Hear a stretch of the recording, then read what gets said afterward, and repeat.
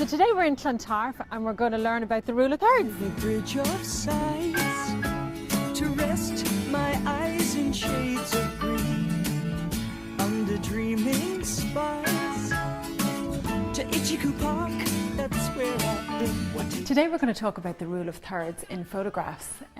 Rule of thirds is probably one of the most important elements when it comes to composition in a picture. So what does the rule of thirds mean? Basically what you need to do when you're looking at an image is imagine two vertical lines going down the middle of your image and two horizontal lines going across your image. And if you can put your main points of interest at one of those intersections in the image, it makes it more pleasing to the viewer. When would we use the rule of thirds? For example, if we're photographing a landscape or a seascape, you would have the sea either 2/3 the way up in the photograph or 2/3 to the bottom of the photograph.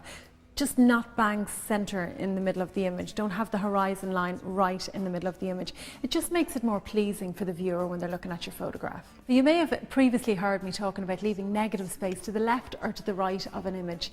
And really why you would do that is to make the photograph look more interesting to the viewer. So for example, if you're photographing a bird on a wall and the bird is looking to the left of the image, leave a little bit of space to the left of the image so you can sort of see where the bird is looking out to. Or if there's a dog swimming, in the sea and he's swimming out to the left, again, leave a little bit of space either to the left or to the right, in whatever direction he's swimming, just so we can see where he's going. So today I went out to Clontarf to take some photographs of the Poolbeg Towers using the rule of thirds. Now I first of all took an image which wasn't so great. I put the towers right in the middle of the photograph, which isn't so pleasing to the viewer looking in. But then I lifted the camera up slightly and over to the left, bearing in mind my two vertical lines going down the middle of the image and the two horizontal lines going across the middle of the image. And I was able to see the lovely sugar loaf in the background to the left of the image, and it just made it much more interesting to look at. So I also took some shots of the shelters along the Clontarf Strand today, and in this particular shot I just focused on the shelter itself.